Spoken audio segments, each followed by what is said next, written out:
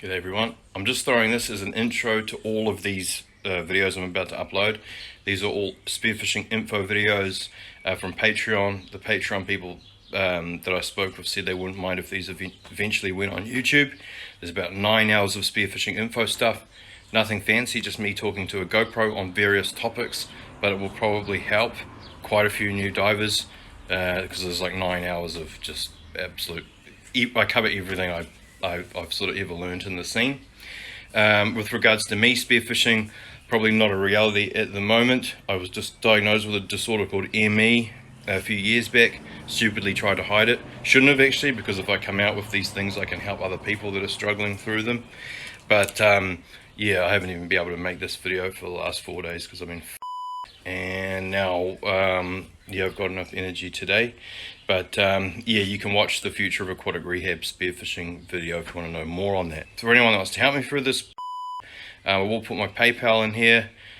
Feel free if you think you're getting value out of this, because sort of everything helps with this. But otherwise, no pressure. Just go out and send us pictures of the fish that you're smashing. And yeah, hope you guys get some info. G'day Chris. So in this one I'm just going to have a bit of chat about shooting fish around sharks, like the whole, because we're getting into shark season now, like some etiquette stuff I guess, how me and one of my mates that I spearfish with sort of approach it this time of year, and what to sort of expect. So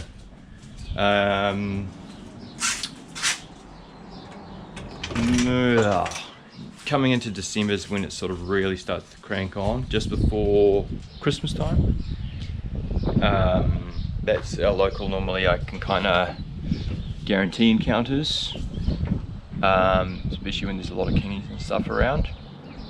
So yeah, the way that we approach it when it starts to get into that time is a technique that we call guarding, and it's pretty self-explanatory really. It's not really a technique, it's like, okay, one on, one off. Like I've seen a bit of footage in that of guys like spearfishing around like fucking places where there's like schools of bronzies, and what they do is like kingfish desperation, which is just something I really don't like.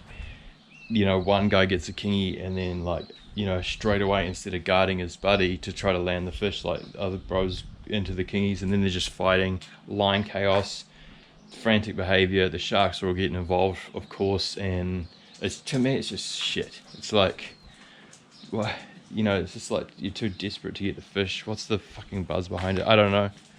Just have a little rant. But what you want to do is like, because you can just go back to those pressure points, you can just go back and get in with the kingies, make another good kill, try to make a nice shot instead of being frantic as, and you're not teaching the sharks all the shit behavior. And it's just a better way to like not have your fish ripped in half and fuck your gear up as well. So for me and Ollie, or me and Wayne, or fuck all the other people I dive with, like me and Ollie dive a lot out of Tiri here, where we get schools of bronzies, and we get, I've had rammings on the surface by multiple sharks at the same time, and quite often getting charged by the sharks that sort of lose out on the fish. So we, one guy kingfish on at a time. If someone sees someone else fighting a kingy, because you're not always sort of together, sometimes we might be looking for a snapper on the other side of the reef or whatever, I'll make my way over, or I yell to Ollie if I've shot a kingy and be like, I've got a kingy on, and straight away he'll know that guarding's his job. It's not even really talked about, it's just that's how it goes, because the bronze is going to be in there. And then that means that I don't have to worry about getting rammed on the surface or anything. Well, I don't have a gun on me or whatever, because that's something that they get up to out there when they're really racked up and they're chasing a kingfish. And then yeah, Ollie can basically sort of just front towards any sharks that are sort of getting racked up, and we can really try to land the fish, and just being that presence in the water that's there to sort of help land it. And then we can get everything, kill the fish, get everything on the boat, don't gut them in the water on that spot, gut them on another spot if there's you know, there's a bronzy on your fins while you're getting the fish sorted. And then replan. So how was the sharks? Okay, it's not too, they weren't too bad, they're just lurking around, or were they fucking in there trying to eat it? If they're not too bad, we can sort of reset and go in and go for another fish. And then, you know, be Ollie's turn or the other person's turn if they need to get a fish as well. Particularly sort of early season when you know, when you're out there to get the meat that you haven't had in a while.